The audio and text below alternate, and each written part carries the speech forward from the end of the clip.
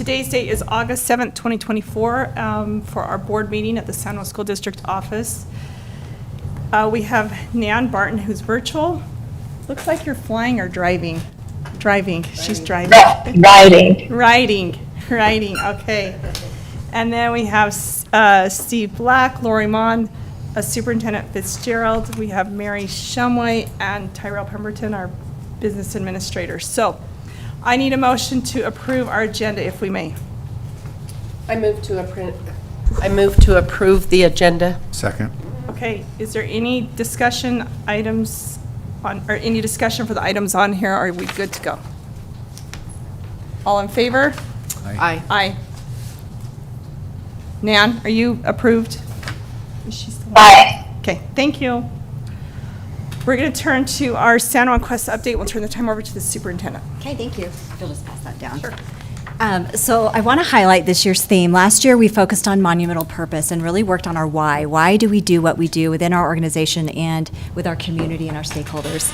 This year, we're really looking at, our theme is Aspire Higher, and really thinking about setting goals and reaching these high levels of excellence throughout all of our schools and in our communities. So I wanted to introduce that theme. As part of that kickoff for the year, we had our administrative leadership days, and we had 2 days of great learning and great fun with all of our teams, including, we included our supervisors of transportation, facilities and grounds, kitchens, and who am I forgetting? No, that's it, I think. We included them as well as all of our district administrators, principals, assistant principals, and district specialists. The first day was a training on the speed of trust, so really thinking about how does trust increase our outcomes and improve our results. Trust is an important part of what we do in San Juan School District, both trust within our staffs and within our communities with our parents and, of course, with our students. So we really think about the ability to impact our results. Trust is a leverage that we can use, and thinking that we work with children and youth, it's even more important than most organizations. So we had Franklin Covey Education come in and do some training on the speed of trust, and we'll be working on that, implementing that in throughout the year with our leaders and with our school leadership teams and with our schools. So we're excited about that work that we're doing and excited for the new year. Great, thank you. Is there any questions you have for the superintendent, or are we good? So, where was that held here at the district office? It was held we were at the Hideout for one day and then at Monticello High School for the second day. Okay, so do we have a interlocal agreement with the Hideout? No, we rent that space when we use it. It gives us a nice big space that has good sound equipment, and we've done that. I mean, we've had leadership days quite a few times there. Okay, do we not have a facility? I mean, is Monticello High School or the elementary school not facilitate that, or the district office? So we had 37 individuals joining us for that, so we felt like it was a better meeting space to accomplish what we were trying to accomplish with Franklin Covey coming in. Franklin Covey Education is what I should say, coming in and doing that training. So that's why we held it there.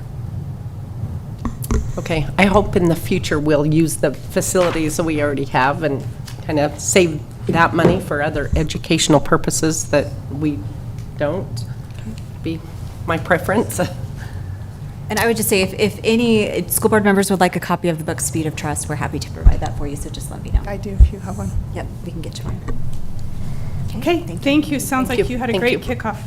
All right, we'll move to our board discussion items, and we are going to start with our mental health outreach program, and Gordon Kelly and Ensemble are going to present. So you come up to the podium, please, and we're glad you're here. I'm glad I got to get here. Okay, great. So fire away. Okay, so I want to start. My name's Gordon Kelly. I moved to Utah in 2013. I just got back in October, and since I've been back in October, we've been really focusing on mental health. We've had an event this last June, and that really broadened our spectrum on what we could do to help the community, from not only the youth to the adults too, and that's where the mental health outreach program is. We've started it. Me, Kim, and a few citizens in Monticello are bringing the information to the community as what we need. And as far as, we've talked with Trevor, we're part of the SJC PAC, the coalition group out of San Juan County, And we're working together with them on how to best get the information, not only to the students, but to the students' parents. Because like we were just speaking with Trevor downstairs, and it's awesome, awesome information that we have here at our hands, but the parents don't know about it. Like, we've had community members come up to us in just the last 3 months saying, hey, how do I get this information? Where is this information at? Is there somebody that I could call? Is there somebody that I could talk to? Because they're concerned about whatever their youth is going through. So that's where we come in. And like, we have events planned for this year. SJC PAC has events. We have assemblies going on. I know there is different organizations that are in the school board right now. Hope, they do a presentation once a year, first of the year. So, but there's nobody that continuously going and pushing this. I have a 16-year-old. Hi, I'm Kim Nelson, and I am in recovery. I've been clean for 11 years, and I plan on re-giving back San Juan County since I destroyed it for a long time. I have a 16-year-old daughter still in San Juan County going to high school. I have not seen any of these papers.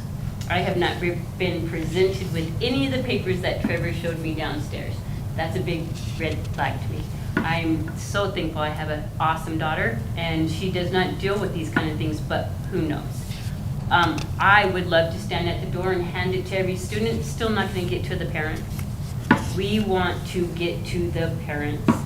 We have our officers don't even know. We handed out flyers about suicide awareness at the mud bog. They had no idea. In San Juan County, they had no idea that you could text 988 and get a hold of somebody. Call 988 and get a hold of somebody. My daughter had no idea about it. I've been pumping it for 6-7 months, and she had no idea about 988. I just think San Juan County needs a little help with this. And I love that you guys can keep track of when the kids use Utah Safe and all that. Safe UT. Yeah, It's a wonderful app. Yeah, never knew about that. I'd much rather save a life than have some points given to the school. So like the UT app, we're now focusing on that too. That was brought to our attention. I've never heard of that until yesterday when I had a meeting with Trevor. Ellen Mitchell, the SJC PAC. I was in a board meeting just 2 days ago, and the information that they shared and I was able to witness and like firsthand, I've never known any of that, and I'm here. Like, I deal with youth. We go through and do activities and games with them. I have a nephew who is he's autistic. Didn't know anything about this. He doesn't get involved in the school activities. So that's where we come in. It's like, we want to work with Trevor. We want to work with the school district to bring more mental health awareness to the community as a whole. So I know that you've spoken with Trevor and you also spoke with the superintendent. Do we have, like, where are we at with this, or what are we trying to collaborate with them, or what are we doing?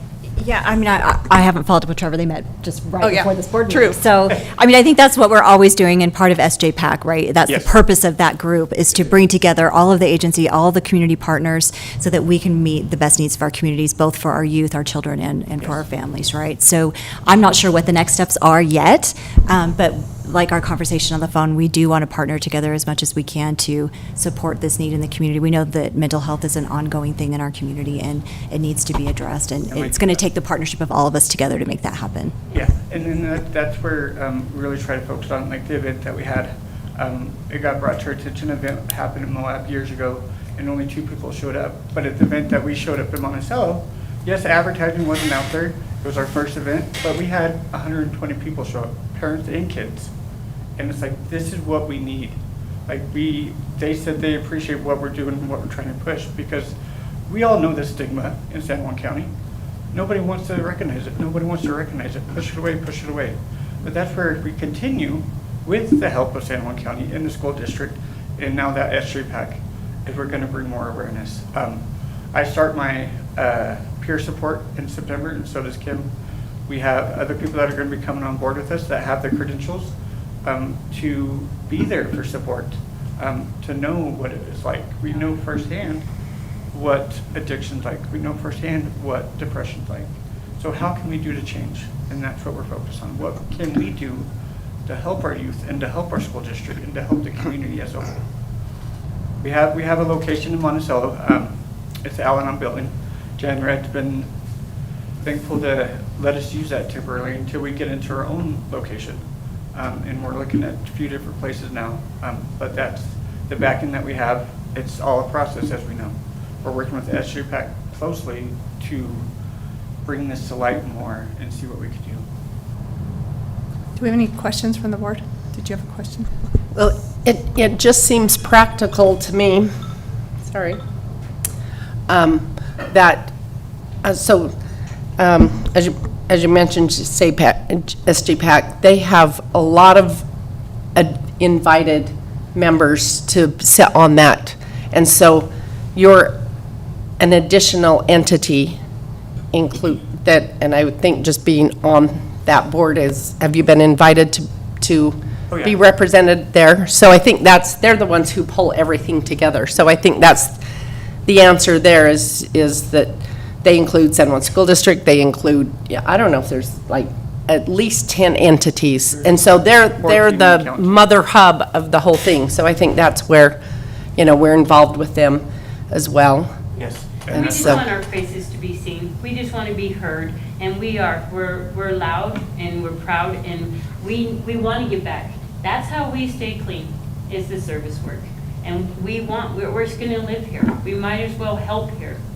And we want to jump in. We want, if we're excited about it and everybody else is burned out, maybe we can bring them back in and we can add a little excitement.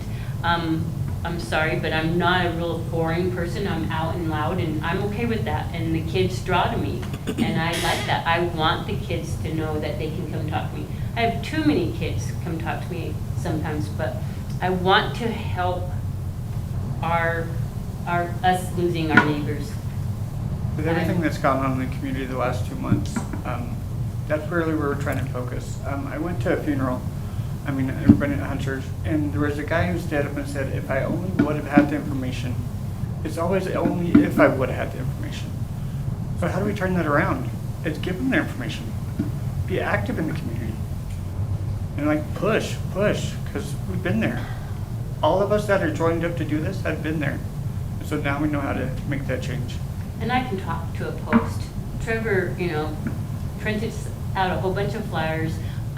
My daughter barrel races and teen ropes, and I'm going to be passing out your guys' information. I'm going to be passing out our information. If it gets out there, even if it gets picked up off the ground, somebody's going to have it. And that's just what we're pushing. I've talked to the principal at the other school, and I want to nominate anything I can with 988 on it and put it on the bathroom back door. I spent a lot of time in the bathrooms when I was in high school. Not many time in the class, but if we can put them where the kids hang out, they'll get a lot more of 988 before I don't even know what it is, 1435, 587, 3000. Woo, I did it. I'd like to get all that out. So we're just here to say we want in. And I actually had the opportunity to attend your event, and it was, for it being the first event, I thought it was great. There's tons of room for growth, but just to be aware. So we appreciate what you're doing, and we will keep in touch with you guys and with the school district will, and trying to continue that coalition. So right. we appreciate what you're doing. It's great. We So appreciate the time. thank so you for much. coming.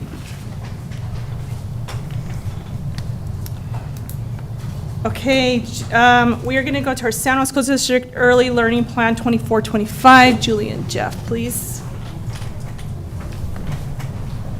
All right, thank you for the opportunity to bring our early learning plan. This is our annual plan that we bring to you each year, and we will be seeking approval as well as an action item.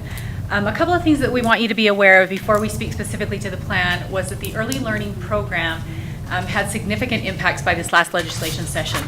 So when you look at the learning plan, it looks very different than it has in years past. A couple of things that have happened. In 53F2503, the Early Learning Literacy Program Literacy Proficiency Plan was repealed as of July 1st of this year.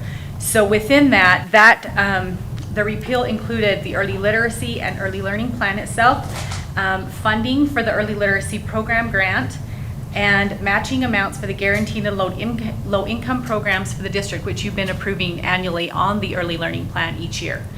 That funding, of course, went into the WPU this year, so that's a part of the at-risk WPU, and has been allocated at our district to support our paraeducators for continued support in the learning space for K-3, but it is not covering supplies that we have in the past. So this is going to be a significant shift moving forward with budgets even into next year and future years. With the early learning codes, so Senate Bill 2, Public Education Budget Amendments, there are several codes that are tied to the early learning program, and stricken from that code was the early literacy plan, the early literacy state growth goal, the local goal for early literacy, and systems of support for early literacy. So you can see how significant that is to the makeup and the framework of the plan. Still in the code is the early learning plan for early mathematics. So you will see math, you will see early mathematics. There will be a state growth goal for early mathematics, which is that 60% that we continue to talk about. The local goal for early mathematics, one additional goal related to literacy or math. The system of support will continue for early mathematics. A local board approved plan, which is what we're presenting today. And then the digital reporting platform, which is, we use ALO, which is our Acadience, which used to be Dibble's platform, as our digital reporting platform. In addition to that, the early learning code that we referred to multiple times in use of this plan is Senate Bill 127. So as a part of Senate Bill 127, it will continue that we will also adhere to the 70% of third graders reaching at grade level by 2027. So that will be a goal. Our mathematics growth progress will be a goal, and then we have additional goals within the plan. And so Jeff will kind of lead us through our current plan. We had an awesome session with our elementary principals. In June, we had a full day together to review our end of year data, look at our current data, look at 3 years, a 3-year span of setting goals. And so that was a super effective day, and that's where this work has come from. Not drop my laptop. Oh, there we go. Yeah, so Julie covered a lot of this. If you look through the evidence-based strategies and things, a lot of our interventions and tier 2 type things are similar to what we did last year. The biggest change is our tier 1 program. We've adopted CKLA as our tier 1 literacy program, and teachers have been trained in that, and there's a lot of excitement in the district towards moving towards that program. More excitement than I think I've seen since I've been here. So I'm really excited for that to move forward. The biggest part as it relates to this plan are our goals that we submitted to the state, so I just want to go over those really quickly. We have an early math goal that says by May 23rd, 2025, San Juan School District will increase the percentage of first grade students scoring at or above benchmark on Acadience Math Composite Score from beginning of year to end of year by 31% by providing ongoing mathematical practices and strategy instruction, professional development and instructional coaching with first grade teachers and paraprofessionals on the individual math components, and then it gives some of those examples. So Julie alluded to this when she talked about how we met together with elementary principals, and we looked at longitudinally how much we've been able to move students in first grade, and then we averaged those out and then added 3. So that's where that 31% came from, is how we've been performing for the last 3 years plus 3. So that's how we got to that. That's how we got to the literacy one as well. Says by May 23rd, we'll increase the percentage of first grade students who are scoring at or above benchmark on Acadience Reading Composite beginning of year to end of year by 11%, by providing ongoing letters implementation, professional development, and instructional coaching with first grade teachers and paraprofessionals, including classroom observation and feedback on implementation of explicit phonemic awareness, phonics routines, and fluency to increase the likelihood of students scoring at or above benchmark at end of year. And that's going to be aided by CKLA, which is really science of reading informed. So, any questions? Any questions?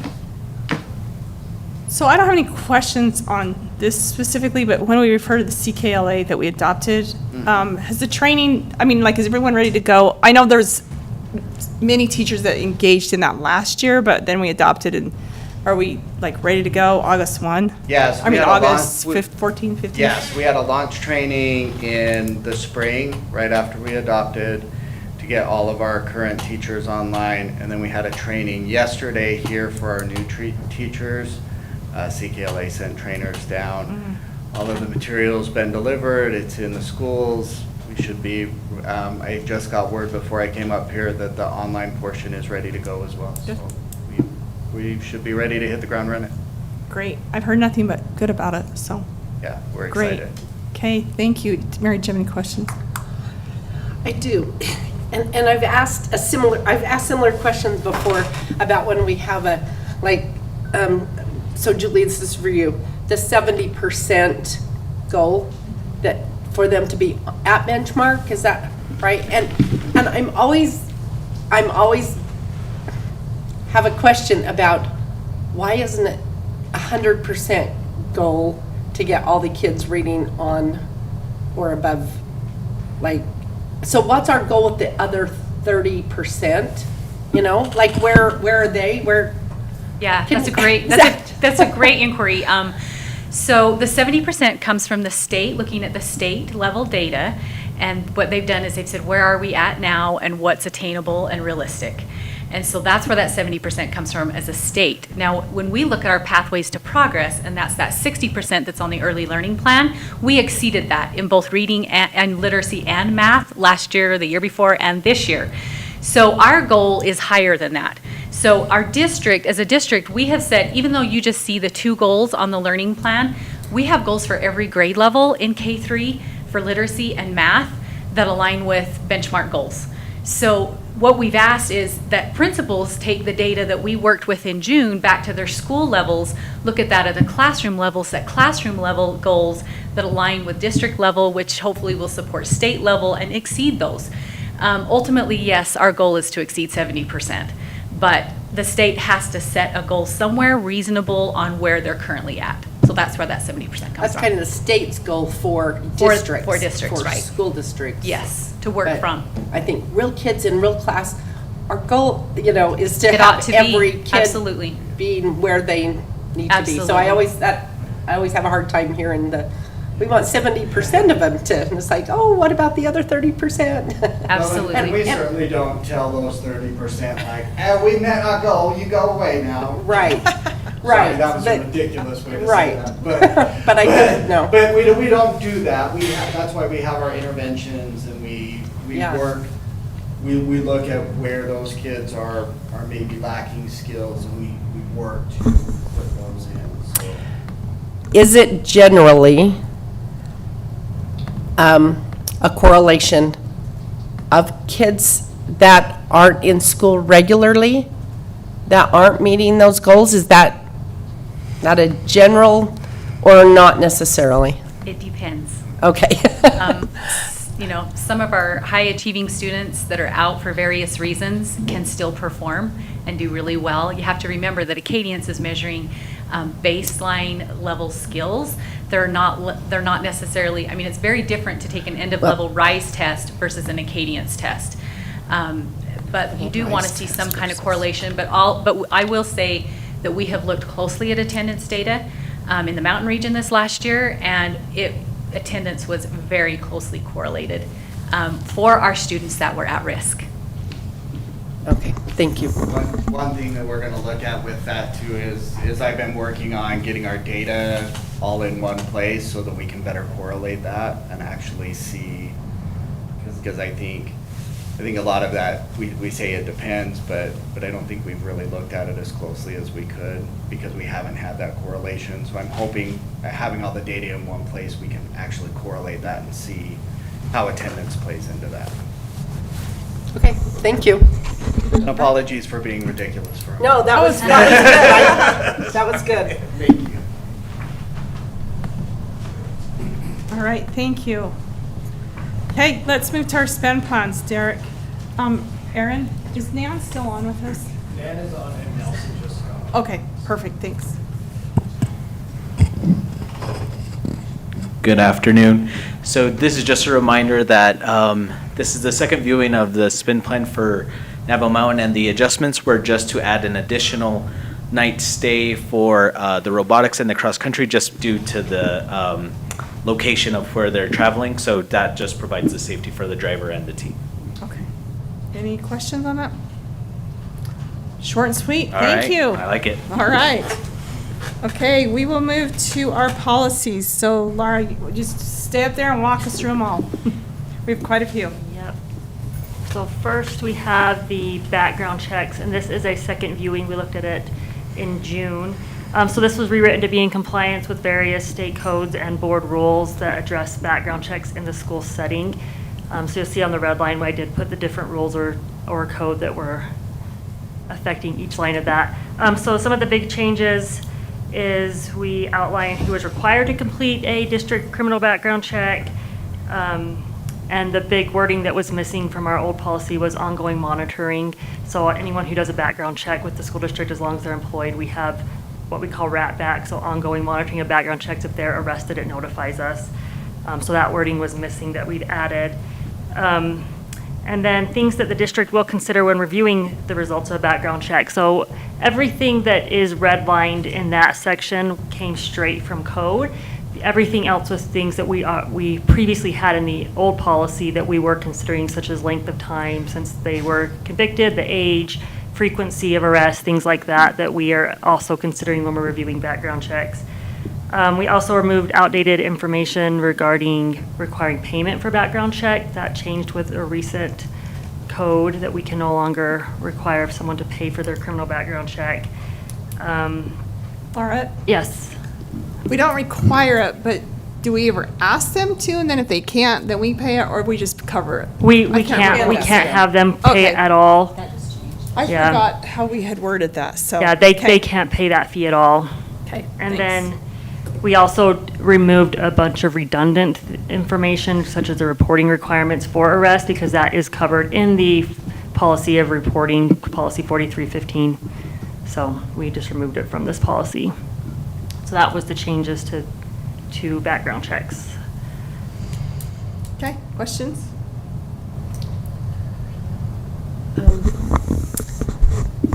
Yeah, so I visited with Laura earlier about this because I talked to law enforcement, and just to clarify what Class A misdemeanor drug offense would be, and then, whoops, I tried to, and some of the others, another thing on here, I can't remember, with a time frame on it. In the past 3 years. So what she informed me of is this comes straight from state code, that we're required to have this wording.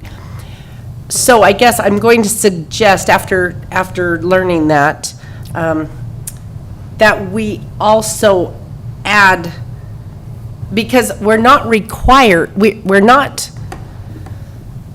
could still hire somebody who had a drug offense. It wouldn't preclude us from being able to do that, but it would also, we are saying we would consider a drug offense in hiring somebody if we added a line that just said drug offense.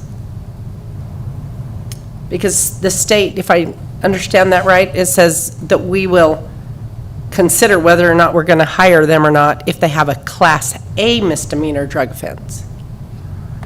But we don't have anything that just says if they had a drug offense that wasn't Class A. And I think that should be considered if somebody's had, the district ought to look at that and decide whether or not they should be hired. Does it, but this comes straight from from the Right. changes the legislature, right? So I don't- I don't know if you can scroll, Aaron, to that page. But we're talking also, about. we've added additional things. It's, Right there, that It's page. not just So state everything that code. is in the red line are things that we have to consider. We have to consider convictions, felonies, and then any matters that fit into those, which includes the Class A misdemeanor. So those are the things we have to consider. But But we are also considering anything that comes up on a background check, and that's where we use some of those other things to determine if that's going to stop us from allowing them to work here or not. Yeah, so including it wouldn't guarantee that a person doesn't get hired, but it would also say that we consider if they have a drug offense at all, whether or not they should be hired. Is just a way to include other drugs that aren't the hardest drugs, because they've, as it was explained to me, they've changed the classifications when people are found with marijuana and many other drugs. And so that's not required by the state. And neither are any of the things in black that we already have in the policy. Those aren't required. They're requiring everything in the red. So, What do you want your line to say? drug offense. If they have a drug offense, that we would look at that. But like you said, Laura, anything would come up, that would come up regardless, correct? It's going to come up. It doesn't say what comes up in a report. It says what we will consider when And I hiring. guess my response to that is we are considering it, because we are looking at how old were they when this happened? Or do they have multiple offenses, whether drug or something else? You know, DUIs, we look at those pretty closely. So I think this is vague enough, but we are looking and considering everything that's coming on that background check. So just certain things, like the ones in red, that would stop us from probably offering employment. Okay, so for clarification, you're saying if what the state has required us to include in this policy, we cannot hire somebody We'd have to consider under those those very circumstances? closely. And those are the things, even for teacher licensing, that UPAC is looking at as well. And so some of those things are an automatic denial. Those are automatic denial. Some of And then- them, yeah. And then we have the additional things that our district has already chosen to include, which are the black D through I. D through I are other things we are looking at as we review people's background checks. So if they have a drug charge, we're still looking at it, we're still considering it, but we're looking at it in some of the other lens. Have they been arrested multiple times? How old were they when they were arrested? Are there mitigating circumstances? Right.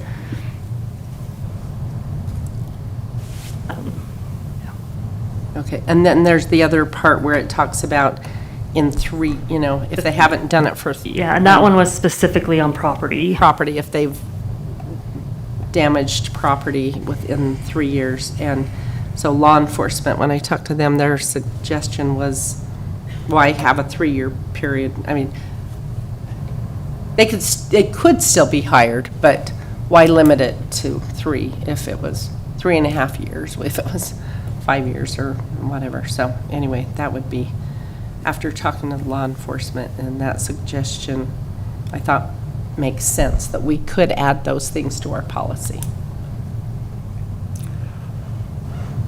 So if it's missing from the list, the district will consider, and it's missing from the list, that then doesn't mean that we won't consider it. Correct. And so I kind of, I hear you, on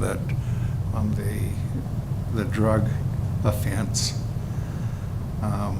I don't know my drug offenses, my misdemeanors, A, B, or whatever, so I Yeah, don't know A, B, C. really what Haven't been in that trouble. means, but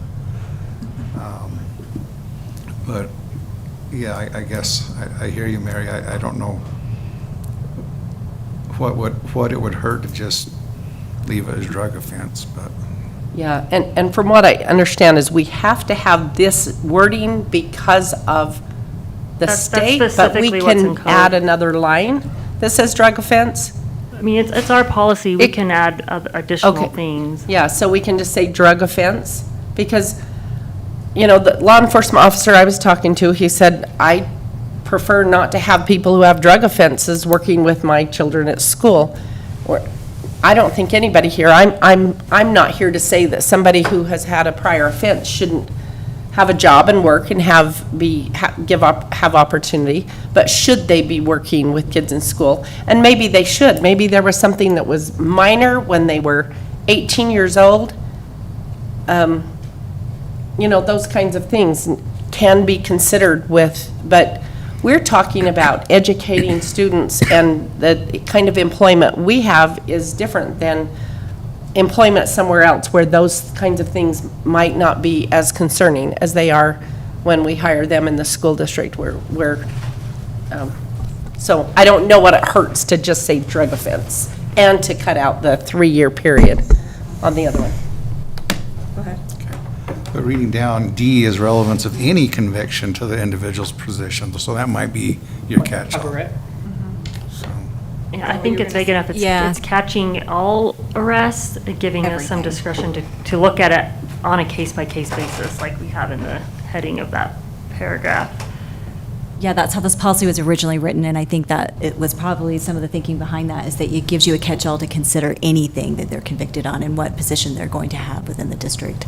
So I think that would catch your drug offense unless purposely you want to put that in there, but I think D would cover anything that comes up. Sure. Including any other drug that's not in a Class A misdemeanor. I mean, you can say what you think after I say this, but I think that when we get into the policy committee meetings, I know that when we sit and talk about all those, I know that, Laura, you really lean very heavily toward following what the code says from the state. And so I know you can add it, but like I said, I think, like you pointed out in D, it probably just covers that whole thing anyway without, and then following the code up here, what's in red, so we kind of cover both. I mean, that's my thought. I don't know if I was articulating it that well, was that I feel like this is allowing me to consider all arrests. Yeah. That I'm looking at every arrest that comes across and looking through those other situations to see, is our school safe if we allow them to come in? Are they a repeat offenders? Are they have a pattern of poor judgment? Like being able to look at everything as one story and not just focusing on specific things. Okay. Any other comments on it? Okay. Let's move to our next one, which is 2240, our compensation expenses. Okay. This one's a one-liner, so we are required to have in written policy that any of our elected officials are ineligible for retirement benefits. So that was the one sentence we added to the board compensation policy. Okay. Any comments on that one? All right, we're going to move to policy 5310, instructional resources. All right, we will bring Shannon up for this one. So this is a second reading for this as well. It's our library media policy that we went over last month. And when we spoke last month, we did let you guys know that we had just received updated information from the state that needed to be addressed in the policy. So we did have a little bit of a rewrite from the policy you saw last month to this month. So I think Shannon's going to go over just the little pieces that we changed, and then we can talk in more detail about the full policy. Okay. As Laura said, I just wanted to go over the little piece that we did added. So this is the change that you'll see from last time. If you look at 5310.6, it's library materials review process. Step number 3, objective materials review, that's the section that's been added. And to give you some background as we go over this, if a person is requesting a book review, they will fill out a form, and that form comes to the district office. It comes to the district library coordinator and the district ELA coordinator, and they make an initial determination whether the material constitutes a plausible claim. And if it is decided that there is a plausible claim, then they convene the Objective Materials Review Committee, and that's where step number 3 comes in, okay? And basically, the district library coordinator forms a committee consisting of 3 or more members, and it includes 1 parent, okay?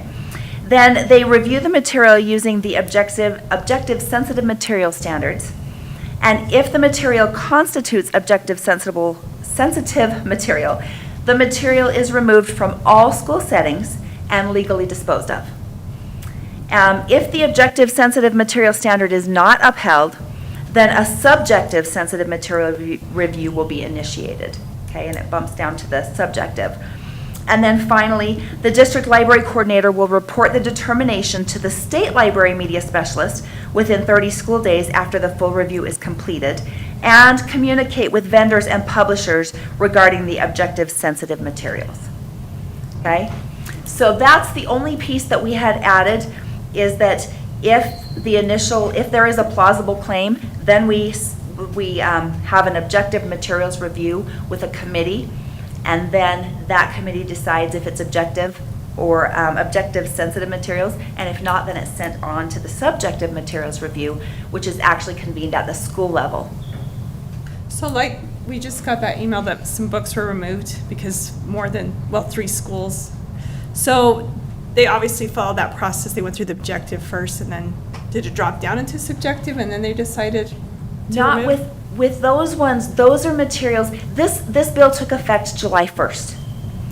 So those materials were, part of this bill is school districts had to go back and say, okay, before this bill took effect, this is what we had decided with the current legislation that didn't have the objective and subjective. That didn't start until July 1st.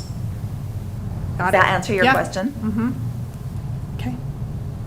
Any other questions? That was the only piece that was added on here. Okay. Now, I may have missed it, but how does it determine, you said there's a parent, I mean, this includes a parent on the committee. How do they determine who the parent is? That has not been specified by the state or by us. I think the district library coordinator and the ELA coordinator would probably talk with district administration and try and figure out who can we get to come to be on this committee. Any other questions? I would like to highlight just really quickly, I just want to clarify in the 5310.6, the library materials review process, under number 1, that final paragraph that's highlighted in red, it says, after an individual makes 3 unsuccessful material review requests during a given academic year, the individual may not trigger a material review during the remainder of the given academic year. This is straight from code, but I just wanted to clarify, this means for us at the district that if a person wants to do material review request, they can only submit 3 different titles to review, and then pending the outcome of those, then they could submit more, depending on if they were accepted or rejected. So, any questions that I can answer? Any other clarity I can provide? So they could request more than 3, but if 3 are unsuccessful, then they have to wait. Is that how I'm saying that, hearing that? Correct. They can submit, and what we would do, if they submitted a list, we'd say, well, which 3 do you want first? Because depending on the outcome, if those 3 are unsuccessful, they can't submit anymore. If one's successful, then they could still submit another, but we can only take 3 at a time, if that makes sense. Okay, yes, Steve? Just one word, the very last heading, USB recommendation for removal. Where are you at? On very last 28. page. Oh. Sorry, I have my Not paper. sure recommendation is the correct word there. Isn't it a kind of a mandate? So, Yeah, I think that probably, That's from state code. it's from state code, so we will find a way to reword that into USB. I wonder if you could put notification, because that's what, I mean, notification is, they're notifying us to remove it, so maybe that's part of it. I don't know, that's just one thought. You could use it more. Perfect. Yeah, it does say San Juan School District shall remove. Okay, so we'll change that to USB notification for removal. I wonder, though, if we need to say we'll follow the process, because it's not an immediate removal. You have to wait till the time period for the appeal, and I don't know that we need to outline that entire process, but I wonder if we need to add the words that will follow that This process. specific sentence just says from student access. So we would still, for disposal of the book, go back to the policy where it says once that's been once it is objective, then we will dispose. So that's written up further. That's written further, okay, good. Up in the policy. This is just addressing the will remove it from student access while that's happening. Because really, it's a notification at that point, right? They notify And- us, we remove all the access from, we remove it from student access and then hold it pending on what the state board, if they, It goes to the if appeal it goes through the appeal Yeah. process. And I think the header, it says recommendation for removal, and then underneath that, it specifies will remove, or shall. But I guess anything could, it could continue, and it will probably evolve into wording underneath that heading as this continues to change each year in the legislature, or with the USBE as well. So, I don't know. I mean, that is confusing, but it's, Yeah, and I think that's the recommendation, is to remove USB recommendation to notification. but can we when that is state board? I mean, when it's code? The heading was ours. Oh, The okay, heading was us, but okay. that sentence is theirs. Oh, I see. Okay, so yeah, so I guess I'm confused if all the red isn't No, it's. code. No, not all the red is. So that was us adding a So section how to do we- address removal. How do we determine, as we're looking through it, what is, I was under the assumption, or I believed that everything in red is state code. I think if we went through it, the majority of it would be, but the specific heading was us just breaking up our policy. Okay, so can we, how, is there a simple way that as we're reviewing policy, we can see what we have an opportunity to change in meaning and the wording? And when it's in state code, state code, that we have to include it, that we can't? I mean, can we use another additional color so that state code is red and we can't, we're required? And then things that we're considering are another color, and then, I mean, on the, for example, on that criminal background check policy we just looked at, I put the codes out under each sentence that I added, so we could do something similar, like this piece is addressed in code, that's why it's here. And then maybe just. And sometimes we're copying straight from code, but sometimes we're adding the code in with some of our own wording so it makes sense, right? So, I mean, if you look at some of this. easier to read. Yeah, so I think it's going to be tricky to do that. And some policies are going to be very straightforward. If you scroll up on this policy, you can see quite a few notations of code on some of the But like lines. So we try to put that as much as The definitions are all possible. code. Some of it are just us changing words that are Samuel School District words, like the district library coordinator, like that's just us. What our making it fit titles are. Our school district. Yeah. So some things will be Okay. specific. And then headings are typically never, I mean, Yeah, those we're would be creating our better own than headings. Yeah, so as you see a heading. That's And- just us And my helping rec- organize our policy better. And my recommendation would be, if you see something that you want to question, we know what is in code and not, so just let us know and we'll talk it through in this meeting, and so that you're aware of that. Yeah. And we've talked about it in our policy meetings before, but it would be ideal for the public if they're ever interested in reading, the policy and wonder why we've got certain policies, some of us because we have to because the state mandates it, and other that they could address to say, why do you have this policy? I mean, if there was a way to actually say, what is this color is state code, so if you have a problem with that, talk to your legislator, talk to your state school board member, but if you have the rest of it is San Juan School District. If there was a way to address that, would be ideal, because there's a lot that we don't have any control over, but there is some that we do. Well, I think that's why on those codes, because that's what, we talked about that heavily last month, is that's why the code is at the bottom. So when you're scrolling through a lot of that, I mean, you can see those codes in there, that is specific to code.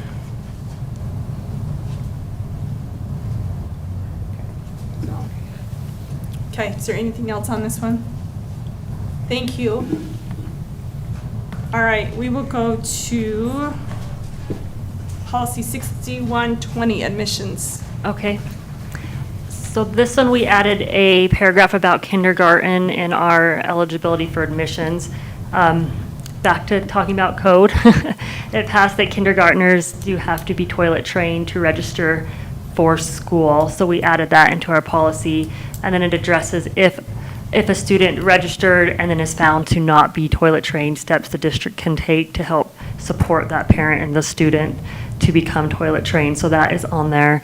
And then that first paragraph, we are addressing the half-day kindergarten and the full-day kindergarten rules as well. Any comments or questions on that one? Okay. And this was a first viewing, sorry, I don't think I mentioned that. Okay. And then our next one is a first viewing on policy 6420. Okay, yes, this is a first viewing, and this is, we had to add wording for student surveys. And then the red you see in that very first paragraph, we did just change the wording because those words are changed in code. That first paragraph comes straight from code, so that's why you see instead of attorneys, it's lawyers. So there's just some small changes there. There is a difference, just so We you all learned know. that. Yeah, We went over that heavily. Huh? it seems like it should be attorneys, though. Well, it's because, wait, Laura, you explain it, because they said. You want me to explain it? I think Yeah. superintendent Or is the one who superintendent, explained well, it. lawyers- We wanted lawyers in there Yeah, because, lawyers can actually go to court and work in court, or an attorney may. No, attorneys Or can do I go to go court. backwards? Backwards. Attorneys- Lawyers is a lower level. I have it backwards. but- Lawyers cannot. Which may be that we're talking about, for the purpose of this, that they have a confidential relationship, right? So if you think about that, if even if someone doesn't go to court for someone and they're working with them in that capacity, that would still remain confidential between the parties. So I think that's why I went with the lesser of the two. Does that make sense? Okay, I have a different understanding of what you explained, but. Please share it, but I could be wrong. I in often general. am. So a lawyer is one who is educated in law, whereas an attorney is one who is licensed to practice law, really. And so a privileged client-attorney relationship can't exist with just somebody who's gone to school and learned about law. It has to be somebody who's practicing law, an attorney, so. Yeah, so I don't know why, I mean, I think the legislature decided to change that to make it loose. They stuck it in there. That's for We had a lot of conversation about that as well. It Yeah. was an interesting change to us when we reviewed it. But the bulk of it that we did add was about student surveys. So it is now that at the time of registration that we have to have a parent opt in if they allow us to have their student take a survey related to an early warning system, a survey that includes any social emotional questions, and then the school climate survey. So then we added some definitions for early warning system, because we discussed that as well, and some other things that were unclear in the policy. And then further down in the notifications, those are the things that we are required to provide parents at the time of registration as well for those surveys we just mentioned. So a copy of the questions, the purpose and the uses of the data we're collecting, the types of people or groups that will share or receive the data, and then the series the data will be included in. So that is all information that is provided at the time of registration, where we're asking parents if they would like to opt their student into those surveys. Any other questions on that? I have a question about the process of parents doing that. I've talked to multiple parents that they're just kind of overwhelmed with all the paperwork, signing up, registering multiple kids, and and so they've opted into things that they didn't understand. Is there a way that they can withdraw that, that they can check later and say, hey, I'm not sure what I signed? What would their process be Yeah, if they're? Superintendent, so I'm not speaking out of turn, but I believe when we're about to issue surveys, we kind of give this information again. At any time, a parent can withdraw their student from participating in those surveys that they may be signed up for during registration. And how would they do that? Do they sign these on a district, they log in district, do they do that at the school with the principal? Do they do it electronically? Yeah, they can What do would they it either way. They can send an email, contact the front office. I mean, any of those I think ways. in the opt-in forms too, there is those instructions, and usually it is the school, Julie. The front Director, yeah, the office, school. just the front office. It says you can contact your school if you'd like to, Okay. or opt out. And what if the parent opts a child in and the student says, I don't want to take that survey? They just go A, B, C, D, E. I mean, no. But is that, we ever dealt with We're not that? going to force a student to Yeah. take it, so And the surveys, once again, in those forms, there's usually a sentence that there's no consequence or penalty or reward for whether you participate in the survey or not. So there's no negative if the student says, I don't want to take it, like no one would be forced a student to take it. Okay. And so I'm just looking at this header here, and I don't know that it makes a big difference, but it's Which one, sorry? wordsmithing is what USB, or Utah School Board Association is famous for in meetings. So on the 6420.1, prohibiting disclosure, physical testing, or student surveys, should it be and? I think or saying it could be any of the three. And is saying all of them. I think or saying any of the three. That's how I Okay. read it. I mean, I just.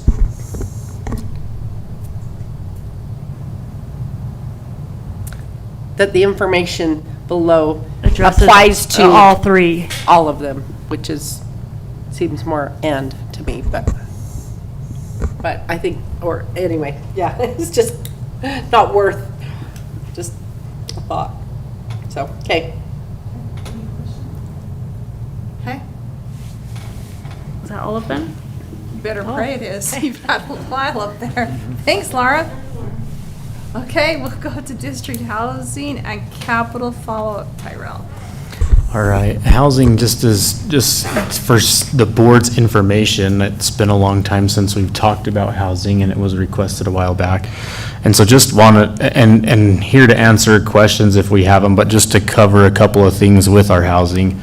There are challenges that we face as being an employer and also a landlord that are just it's a unique relationship. So we have, just for the board's information, in case anyone hasn't been around or wasn't aware, we have around 80 different units that provide housing for our staff. One of the things, as we've met with and I should start out by just saying and giving a public shout out to our employees that oversee housing.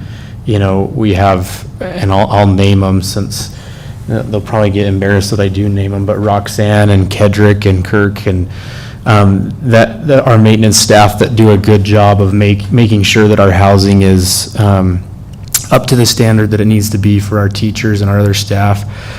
They do a lot of coordinating, a lot of work in making sure that takes place. So a huge thank you to them. And as we've met with them to try to work through, there are challenges that we're always going to face, but we've tried to work through some of the challenges.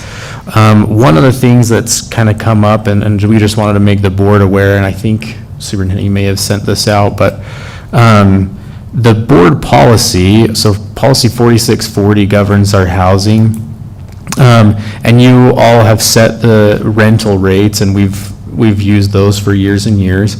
And each year, there is a percent increase to the rental rates that equals what the percent increase is for employee staff. That's to help us, continue that maintenance that needs to happen for the housing. And so that's been ongoing. We continue that and it was substantial when we gave a significant increase. When it's a smaller percentage increase, it's not really felt. But one of the things that policy also addresses is a security deposit. And we have had a security deposit of $150 is all for anyone moving into housing. The policy does not govern like what that amount should be. And so as we met with housing staff, and one of the concerns is there's never been this feeling that, oh, my $150, I don't really need to clean when I move out, or there's been, and I'm not saying that applies to everyone, because we shouldn't put generalizations for everyone, but there have been instances of that where the $150 just isn't enough of an incentive to take care of the unit to where I'll just not receive my 150 security deposit back and move out and leave it kind of as it is. So one of the things and measures that we've tried to take and put into place is just setting the expectation up front, and Roxanne's doing a great job of trying to communicate that with everybody moving in to our housing, that they know this is what your expectation is for cleaning, for when you move out, for what the unit looks like when you move in, and all those things. And one thing we've done is increase that security deposit from 150 to 500. And again, we did that kind of administratively. There's nothing in board policy that says we couldn't make that change. We did that to try to make, just to provide additional incentive to keep our apartments and housing in good condition. And obviously that is a security deposit. So if everything is left in good shape when the employee, the tenant leaves and moves out, we would return that. So that was done. And again, Roxanne's taken some steps and measures, and we're making a better attempt to try to eliminate some of our headaches. I don't know that we'll ever remove them all, and there's always going to be some challenges, but we're trying to do a little bit more in that regard to help ease some of the burden that is district housing. So just wanted to provide that update. If there's any questions on housing, on where we're at with our district housing, happy to try to help answer them. And I don't know, Superintendent, if you had anything to add, you've been a part of those, but.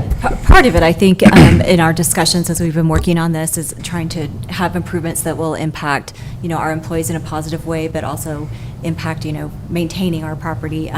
It's really setting clear expectations when employees move into the housing, helping them understand what the expectation is for maintaining, what it will look like when you move out, what some of the costs might be for damages or cleaning. So I think a large part of this is, making really clear expectations and providing some clarity so that everybody's kind of on that same page. And I think that's going to help us long-term really reduce that burden of the housing and maintaining housing. And then the other thing I would just add to that is, the work the board has done, the large increase we had 2 years ago, some of the initiatives that we've had to retain teachers really makes a difference on our housing as well, because we're not turning over employees, we're not also turning over, our housing. So that we've seen, some good outcomes from being able to retain as many of our employees as possible. So just wanted to add that piece as well. Okay, you didn't mention pets, and I know that's been a topic of conversation with housing over and over and over again in the past. Is there additional pet deposit? Yep, so there's additional pet deposit for any pet, and then there's also, if it's a cat or dog or other animal like that, there's also a monthly pet fee that they pay on top of just the pet deposit. So if they have like a fish, there's still a pet deposit, but we don't charge a monthly fee for. Okay, I was wondering if I was, had a dream about all this, or if it was real, but you're mentioning all the things I remember, from dogs to a fish. Yep. Does that need to increase, like the cleaning deposit?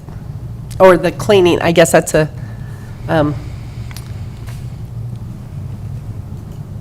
That's a good question. how much is it? 200 is the pet A month? deposit. No, the monthly fee is $50 per pet that they have.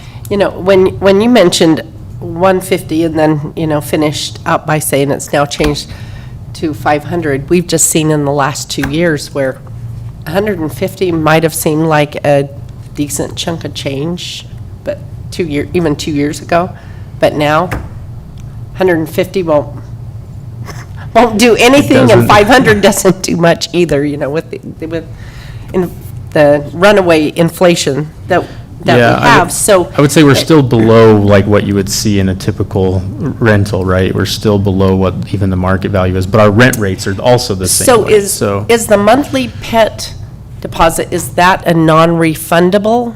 Or if there's no I know when you have pets, you just have to go in when that person moves out and replace all the flooring.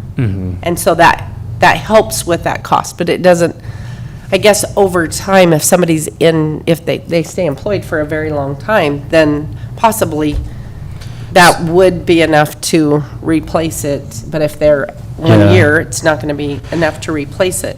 That's a good question. So the monthly amount that they pay, like if they have a cat or a dog, that's just a month, it's added to their rent. There's no refund on that. The deposit amount that they pay, so like if you have okay. a fish or something and there's no issue with, that deposit can be returned to the employee, the tenant, upon the, But the cat or dog or, but those pig ones or are whatever somebody might have. not pigs, hopefully, but yes. Yeah, those are not refunded. Okay. But does it need to be increased? Was that talked about? I know, I would rely heavily on the people who deal with that housing every day, which sounds like what you've been doing, for suggestions. Do we feel like the $500, and is the $500 enough? Is it a really big incentive to charge that? Maybe not all the very first month, but even increase it up to $1,000 or $1,500, and that's a huge incentive for somebody to, or a much bigger incentive for them to get that back at the end, like they're like warning their kids, they're, like, hey, we get this money back, that's super important to us. Yeah, and, we're open to suggestions from the board. I think one thing, and what I let off with, though, too, is, we aren't just a landlord, we're also an employer. And the reason we have housing as an employer is to recruit and retain teachers in areas. So I guess we're trying to balance, and I don't know if we know what the perfect balance there is of, what is the right amount to where it's not a deterrent for someone. We already try to go additional steps and bounds where we're helping those employees when they move in. We'll break it up over the term of their contract, so it's not that they have to come up with it all at once. So we do those kind of things to entice, incentivize teachers to come to areas. Again, like I mentioned, I think, $500 is below what you see in the market anywhere else you try to rent, but so is our rental rates, right? We charge less below market because it is a recruiting tool to try to bring people to our schools to teach. So, we're open to suggestions. I don't know that we talk specifically. I know we talked pets over and over again because pets are one of those things that they provide a lot of headaches, but it's also one of those things that I don't know that we ever get rid of anymore. That pets are like children to a lot of people. So, they're a family member. So I don't know that, they do cause maintenance problems and challenges, but I don't know that we talked about increasing the deposit on that one specifically. We definitely don't ever want to decrease the amount that we're charging per month for those animals, but. Well, with inflation, that may be something we want to, make it just even $25 more a month or something. Everything costs a lot these days, but it's a thought, I don't know.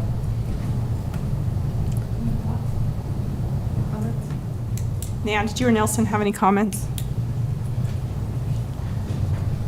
Okay. All right, do you want to keep going? Sure, yep.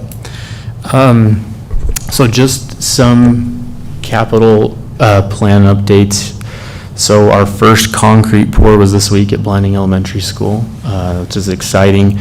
I know and I feel for all those who have had to live right there, and hopefully our dust problem has improved. I know I talked to one who lives right there just the other day, and they said it's gotten much better from the first few weeks of moving dirt. But we have gotten through a lot of the dirt moving stage. There will still be some, obviously, as time goes on, but we're on schedule for Blinding Elementary School, on budget. Everything's going well, and we can knock on wood that it stays that way.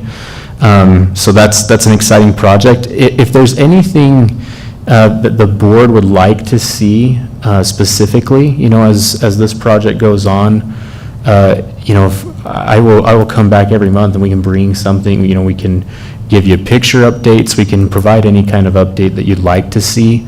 If there's any specific recommendations, please let us know. We're happy to provide anything we can on, and that's a big, huge project that's going on right now. So if there's any specific recommendations that you have that you'd like to see each month on the Blinding Elementary School project, if you want to shoot me an email or a text or anything, we can be sure to include that as we go on each month. Just a couple of other updates for you. I know you approved the Navajo Mountain HVAC. That's mostly complete. They're still working on a few things out at Navajo Mountain to get it ready to go, with teachers coming back next week, but they're mostly done with that project to get their new units on that school, so that's exciting and a good thing there.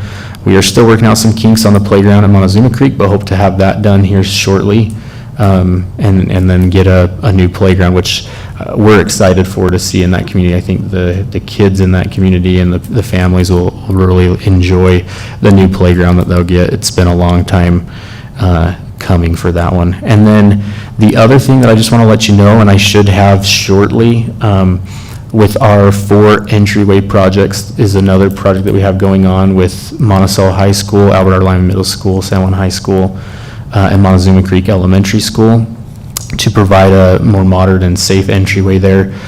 We should have some final drawings and some cost estimates there that I should have them shortly, so I'll send those out in an email so that you have it prior to our board meeting in September, just to give you an idea of kind of what they're looking at. MHTN has been involved with that to see if we can come up with a way that provides a modern entryway that lets us screen who's coming into our buildings. Those 4 schools are the 4 schools that have challenges with their entryways, so trying to come up with a solution that works best to logistically handle people coming into our buildings during the school day. So we'll have that to you hopefully this week or next, just some drawings on that. You mentioned those are final drawings. Have there been some preliminary? Yeah, they sent us just some different options of will this work? And we met with the principals to say, and they gave us some feedback to say, no, this won't. And so, and I shouldn't say final. I mean, these are, when I say final, I mean when we've gone through with the principals to say what would work, what wouldn't work. And so we'll get those to you with some input from the principals on what they've come up with. Okay, But so they can there's be still tweaked. room, Yeah. because board members ought to be involved in that, especially in each community with, years of experience of living in sometimes we have principals who are, they're new, then they leave, and they don't have a long-term investment, anyway, so, yeah, if we can be involved in that, that would be Mary. very much appreciated. The power went out. We got to stop at 6. We can reboot everything. Sorry. We might still be live. Oh, yay. Okay, sorry. Okay, so as soon as those come in, you say, you'll email those out to us, and we can be involved as we wish? I mean, I guess if some board members don't care, but if we... Yeah, if you have Okay. input on them as they Okay, come out, that'd be yeah, great. please let us know. We'll have them for all 4 schools for some suggestions that they've come up with in meeting with the principals to, and I will say, that's been, we're trying to come up with something that's not just one person's perspective, but something that meets and is similar to what all of our other schools that have a modern entryway, that it's similar in scope to those. I should point out here, the only school that's kind of unique in a sense is Albert R. Lyman Middle School, in that we may need to be looking at adding space because there's not a real great way to make that school work without taking away a classroom. And so that's a unique challenge that we're trying to work through and figure out how we're going to make, because we can't take away educational space to provide a safe entryway without giving it back. That school's already kind of bursting at its seams. So that's something we're trying to work with, and MHTN's kind of trying to give us some options on how we can get around that. So we'll get that sent out as soon as I can to all of you. Okay. Any other questions, comments? Okay. So we are through our board discussion items. So I think what we'll do is we'll go into closed session before we break, if that works. So we're going to need to go into closed session for real property and then also for personnel. So I need a motion to go into, Okay, before we do, talked to the superintendent a little bit before our meeting started today, but I'd like to publicly, in a public meeting, request that in the future, there's some indication to board members and to the public too. I mean, because we have to have the agenda available to the public. Of course, there's things about closed session that is not available to the public, but to indicate that the closed meetings will likely be held. And we can't guarantee that the board's going to vote to go into closed session because that's up to each individual board member. But there's no content that indicated at all that we would go into board meetings. So I just want to, in the future, that we would have indication that that will be recommended that we go into. So how do you closed want to session. indicate that? I mean, how would you recommend to indicate it? Like, it could be right in, because it needs to be in the public content, because there's no reason not to make that part public, to say, it's recommended that the board go into closed session to discuss, because we have these 3 up every single month. It doesn't mean that anybody has any plans to go, to have any content in there. They're standard so that we can go in if there was something that would come up. But it's been planned and the board has no idea. Steve, you look very perplexed. Can you? Yeah, I'm just not sure what, because it's on the agenda, the closed session. Means we can go in, but they knew there was a plan for us to go in. So And you so we could want. know that too. you That want- would be helpful. You want to be known specifically that this meeting, we are going to do real We have property a plan to go and- in. It's, the yeah, other we one, but used not to do one. that, so we'd know kind of what our meeting is going to entail. So I guess you could put it on the board email you send out, superintendent. Well, it can even be under public content. It is recommended that, administration recommends the board go into closed session to discuss personnel. Because these are just on here, you know, we have no idea before we come to board meeting if we're going to spend time in closed session or not. We don't have any idea. So anyway, that's my recommendation, to be more transparent to board members so that we know what's going to happen in our meeting, and the public knows too. They won't know what happens in closed session if a quorum votes to go into closed session.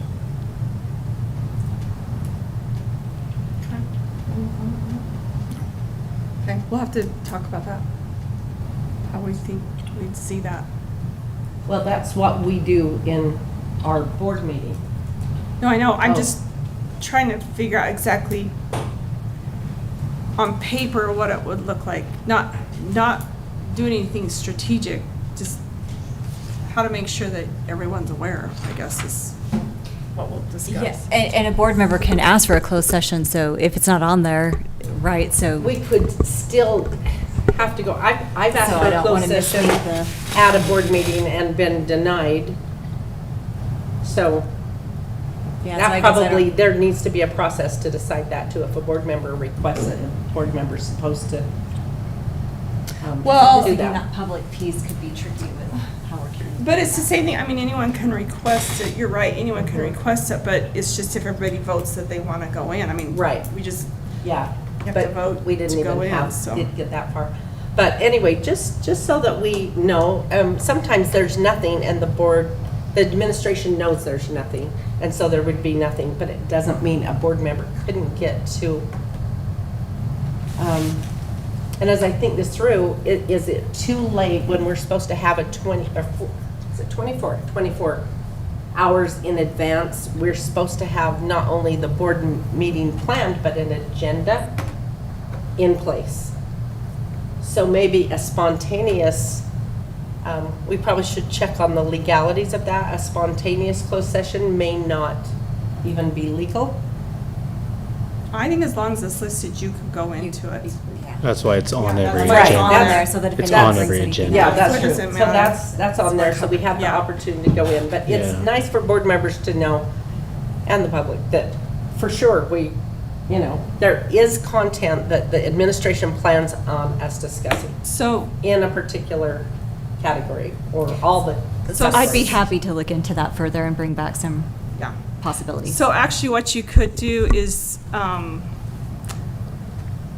the way it, under this, so if I look at number 1 and it pulls up under public comment, just put, the board will go into closed session for the discussion of real property. And then if there's anything attached, you put it under executive. So you could write that in the public content part, right Or there. it's recommended the board go in because the board may choose not to go in. So you Also could, just true, on that yeah. content part, just on that piece, just write that in.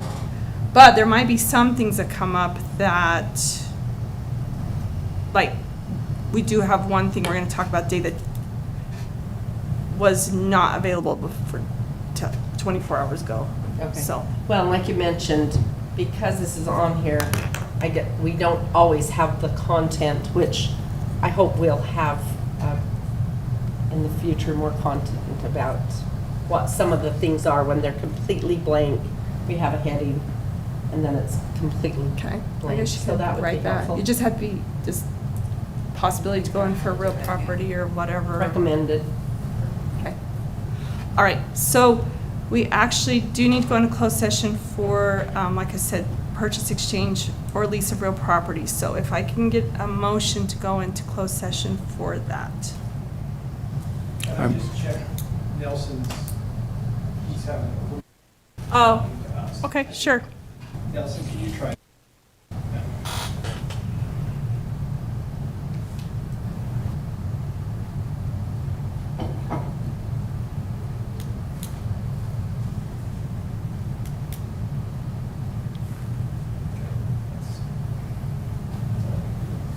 Okay. All right, we have Nan. So, did you make a motion? I haven't yet, Oh. but I will. I move that we go into a closed session to discuss the purchase, exchange, or lease of real property. Okay, motion by Steve. Do I have a second? A second. I'll second that. Okay, and then Nan, do you want to start the roll call? Ann Barton, yes. Steve Black, yes. Lori Mon, yes. Mary Shumway, yes. And Nelson, we cannot hear you, but we'll try and get you in, so. Okay, so we have a quorum to go, or a majority to go in, so. Okay, we'll give you a minute to set us up for close, if that's okay. One of us will keep the door shut.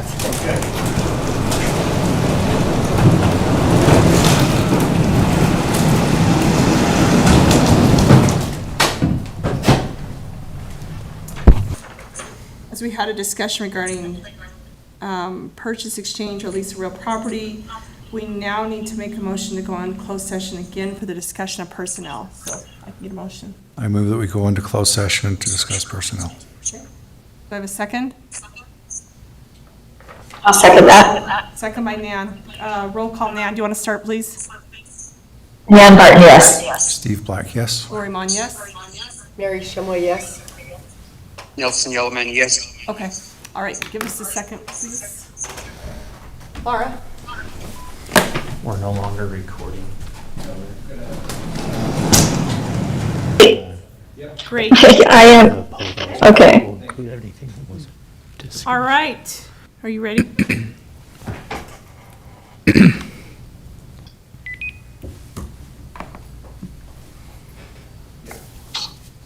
Okay, we welcome our special guest with us. We're glad you're here. So we are going to actually have recognition of you both. So we have Jonathan English and Jacob Redmond. So if you'll both come up to the front, we're going to recognize you tonight for our Sweet Job Award and for the good work you do for our district. So you're going to come almost in the middle and turn and face the audience. And we're going to recognize you both tonight and thank you for being here.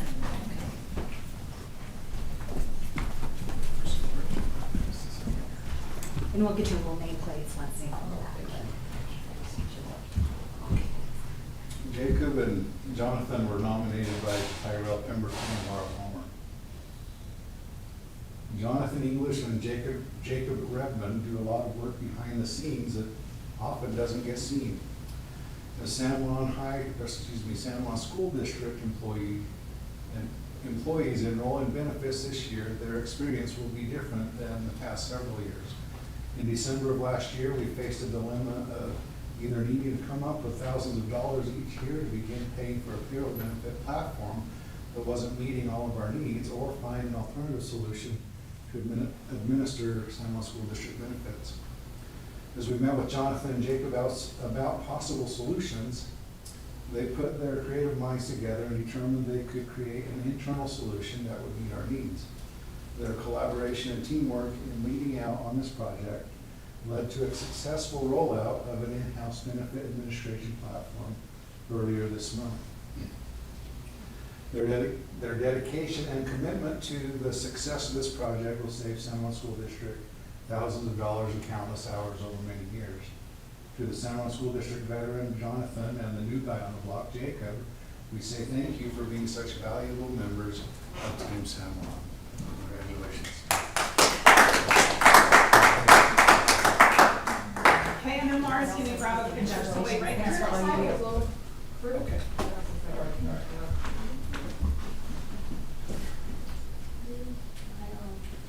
Jake, I know you smiled really bad. Thank you very much. And I actually want to personally thank you both, because Jacob, he and Aaron have been getting my password so I can re-enroll, and I've been watching Jonathan online for the enrollment, so thank you. In fact, I said, he's got a very professional voice. Good job, you. But thank you for what you do. We appreciate it, and we're glad you're with us tonight so that we can honor you both. We do not have any citizens' comment that I am aware of. I have not received anything. Okay, so you are welcome to stay while we finish our agenda, or we'll give you a second if you want to leave. Whatever you want to do. I mean, we're super fun, but you're welcome to leave. Okay, I get it. Thank you.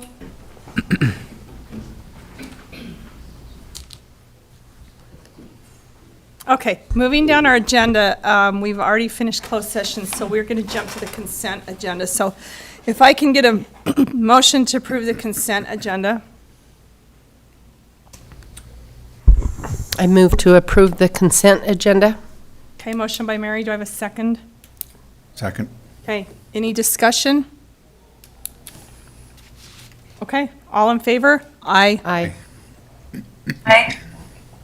Oh, we got to call Nelson back. Yeah, okay. Well, we got to get him on the action items.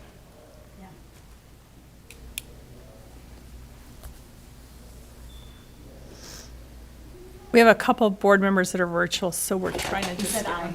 Oh, he said aye. Okay, great. So moving down to our action items, our first one would be our San Juan School District early literacy. Should that be early learning or early literacy? Pardon me? Early learning. The early learning plan 2024-2025. So if I can get a motion? I move to approve the early learning plan for 2024-2025. Second? I'll second. Okay, any discussion?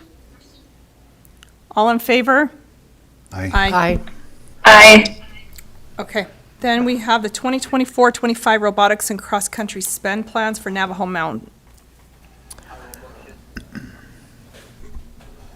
Okay, 2024-2025 robotics cross-country STEM plans at Navajo Mountain High School. okay, so the motion was made by Nelson. Do I have a second? Second. Okay, any discussion? Yeah, I have a question or clarification. Did you say that from last month, there was one change on it? No, the changes were from the spend plans that were approved. So the only change was back, there was no change since the first reading, and that was just adding. Oh, So there's no okay. changes since then. So it's been viewed twice with no change? Okay, that's, Okay, thanks, Derek. Okay, all in favor? Aye. aye. Aye. Okay. We have policy, these policies that are on here have been on twice, or this is the second viewing of them. So San Juan School District Policy 4122, criminal background checks, if I can get a motion for that. I'll make a motion to approve the San Juan School District Policy 4122, criminal background checks, with an addition that just says drug charges and removes the time frame for, the time frame So motion, on the, what is it, not vandalism, property damage. motion by Mary, do I have a second? I will second the motion. Okay, any discussion on that? Just clarification, is that clear? Yeah, the only thing is I thought that we had just, or we had talked that that sentence had covered that drug charge. Is that not correct? We did. The sentence actually covers everything, you know. But you still want it to take out the misdemeanor? Just add drug Oh, charges. oh, okay. So if there's drugs, I mean, either way, it's just a little more, you know, listed. Okay. Any more discussion?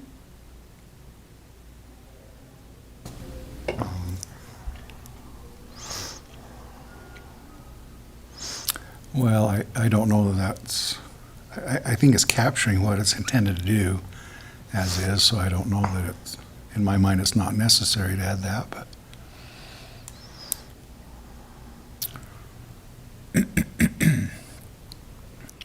But at the same time, it doesn't, probably doesn't hurt either. So any more discussion, Nelson or Nan? No.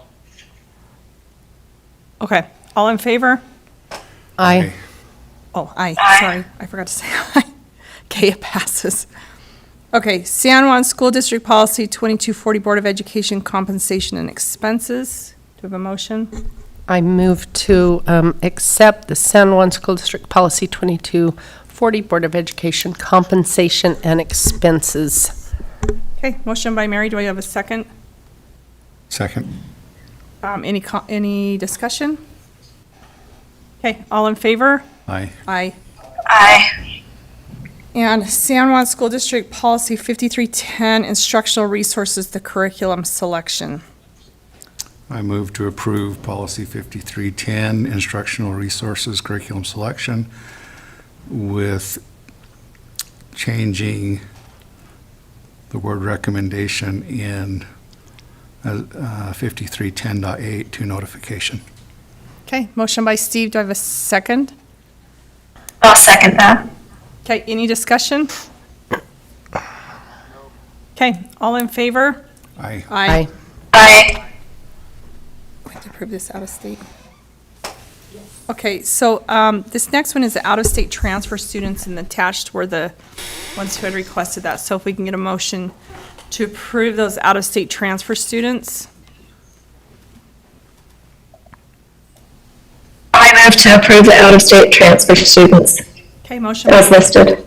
motion by Nan, do we have a second? Second. Okay, any discussion? Yes, as I read through this, it seemed to be, those redundant forms over and over again. I tried to, without printing them out and looking at them word for word, there was, and maybe it wasn't, but there is no explanation on here that I could find, the reason that they're asking for this, and I think as, They have a relative that will be teaching or working at the school, and so they want to attend that school with their, for some of them, it's their father, and for others, it's a cousin. Otherwise, they were doing it online, schooling online. because as we don't get state money for students who come, so then it, waters down a little bit of the money and of course it's small, but still as board members, we have a responsibility to the students who live in the district. And so there's just no information in our board packets that give give better information, so it's a cousin, it's a, It's, if you And do click we- on the application, that number 7 is the reason for the transfer request. okay, let's see. Yes. It's on each of those. Okay. So Yes. we do ask for that transfer request. So in the future, if you just look at number 7 and on Number this particular 7, situation, yeah. Also, didn't we decide that we do get some funding in, Do we? for those students? So. No, I think we this is- charge.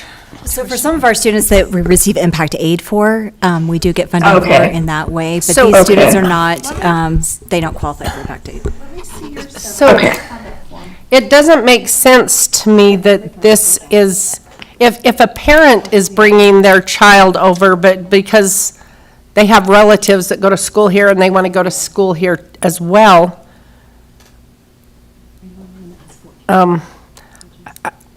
I don't, Is it further down? we're responsible for the funding here of San Juan School District, and that it goes to the students who generate that funding and who live within the district. So I guess if I were to, I wish there, maybe this is something we talked about in closed session, but I don't see, if a parent is already coming over here and we're their employer, then I see why we grant those.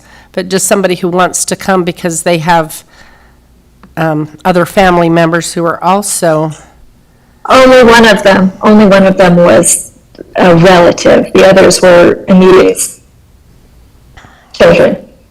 Yeah, one, I believe he's the uncle of the other one, and the rest are his own children. Yes, yes. This is a new teacher that we've hired. And it's even possible that but anyway. it's not a guardian or the parent, just that they want to. And so, I mean, I would say. That's only one of them.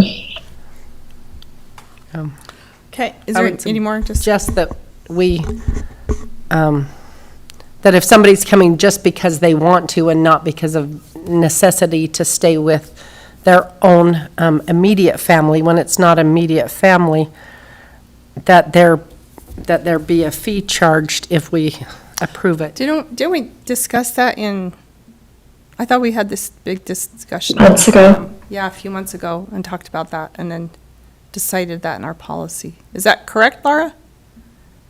We had a discussion. Yeah. Superintendent brought some more information back about funding, and Yeah, we have it that we can charge tuition if we want to in our Yeah. policy. yeah, okay. That's what I thought, so, okay. All in favor? Aye. I, Nelson? Oh, he said aye. Nay. Okay. All right, and number 7, we have nothing on real property, so we will just go into our information items if you want to finish this up. So our next board meeting will be September 18th, 2024, at the district office, and there will be the virtual option. First day of school is coming up in a week, August 14th. We're excited for our students to come back. NAPIS Fall Conference will be September 22nd through 24th. And then, just for your information, it's not on here, the external auditors will be here the week of August 19th through 23rd. So be aware of that. They may reach out to a board member for an interview. Okay. All right, seeing there's nothing else, we are adjourned. Thank you, Nan. Thank you, Nelson.